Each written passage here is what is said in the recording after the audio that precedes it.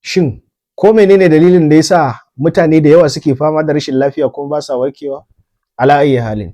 Annabi tsira da amincin Allah su tabbata a gare shi ya faɗa cewa kowace cuta tana da magani. Wanda ya sani ya sani, wanda bai sani bai sani ba.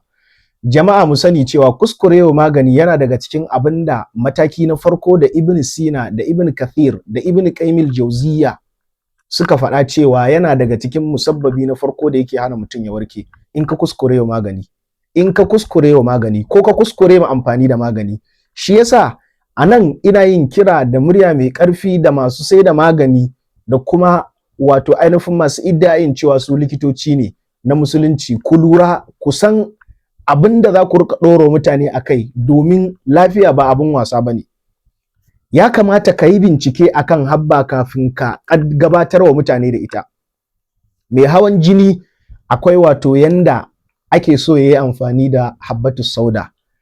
Mai wato ainihin ciwon shuga akwai yanda ya kamata ya yi amfani da ainihin habbatus sauda. Kowace irin cuta, a nan ina nufin kowace cuta tana da yanda ake amfani da ita. Kuskure ma amfani da shi to zai iya kawo wata matsalan. Kuskure ma amfani da magani zai iya kawo matsalan. Sai ka cika ko kuma ka rage. Sai kawo baka samu waraka ba, ko kuma sai ya haifan ma da kuma wata matsalan. Sai mutum ya ce ai nayi hatta na Islamic din bai yi ba. Cewa fa kai na Islamic, duka malamai sun tafi akan cewa duk abin da annabi ya faɗa. Annabi ya ce habbatus sauda shifa'un min kulli da'in. Wato habbatus sauda waraka ce daga kowane irin ciwo. To wannan an yadda. Ba bukatan ka ce bari in je in gwada. A'a, yana yi kawai.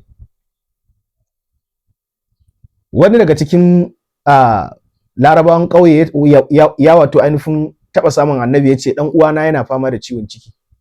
Sai ce ka je ka bashi zuma. Sai dawo ya ce bai warke ba. Ya sha zuma bai warke ba. Sai ƙara dawowa ya ce ya sha zuman bai warke ba. Har sau uku. Sai annabi ya ce Allah ya yi gaskiya da ya ce akwai magani a cikinta. Cikin ɗan uwanka ya yi ƙarya. Sai ɗan uwan ya zo ya ce ai tun da aka bani zuman nan a karan farko na warke. Zaƙi ne kawai na ji ta yi daɗi. Shi yasa na ce a ƙara bani. A nan annabi ya yi gaskiya. So duk abin da annabi ya faɗa kawai mu mun yarda. Ba ka da buƙatar ka ce wai bari ka je ka gwada. Cewa ka gwada kana ja da magana annabi ne. Sai dai kawai abin da ya rage a gare ka, ka tsaya ka tantance ka sanya zan yi amfani da habba. Na taɓa yin wani clip cewa na taɓa yin wani rubutu a cikin rubuce-rubucen da nake, sai na yi wani clip, sai na yi wani rubutu game da habbatus sauda. A ƙarshe sai nake cewa mutane su lura, kuskure mu amfani da ita yana iya sa wa mutum wata matsala. Sai wata mace ta shiga a comment ɗina sai ta ce kai ƙarya, annabi ya ce abu kai ka ce a'a. Mace a gida mai tuƙa tuwo da miyan kuka. Da za ka tare ta ka ce mata wani a ina hadisin yake da annabi ya faɗa haka, bata sani ba. Me malamai suka faɗa game da sharhin hadisin, bata sani ba.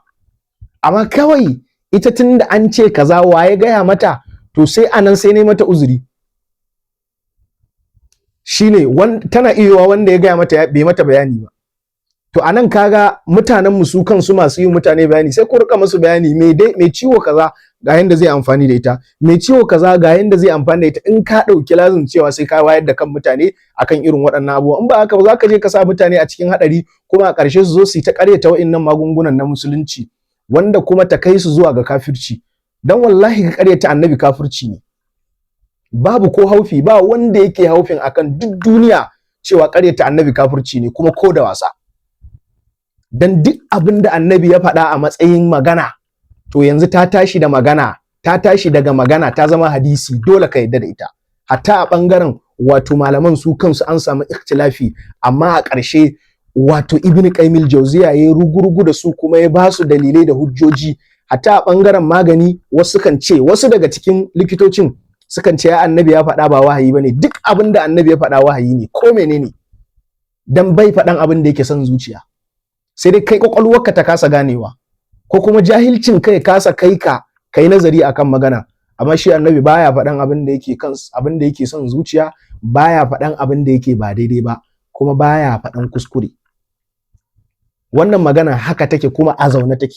So da haka mu mun yi imani da duk abin da annabi ya faɗa mun yadda gaskiya ne. Kawai abin da ya rage a gare ka je kai aiki kawai.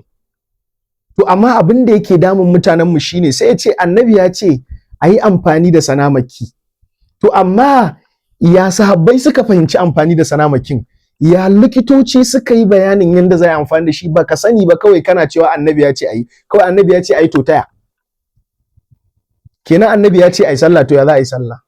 Kamar yadda kasancewa sai ka koyi ilimin yin sallah, haka duk waɗannan abubuwan sai ka koyi ilimin amfani da su, hatta zuma ɗin da duk wa'innan abubuwan da waɗanda aka ambata a Ƙur'ani da kuma waɗanda aka ambata a hadisi kai tsaye.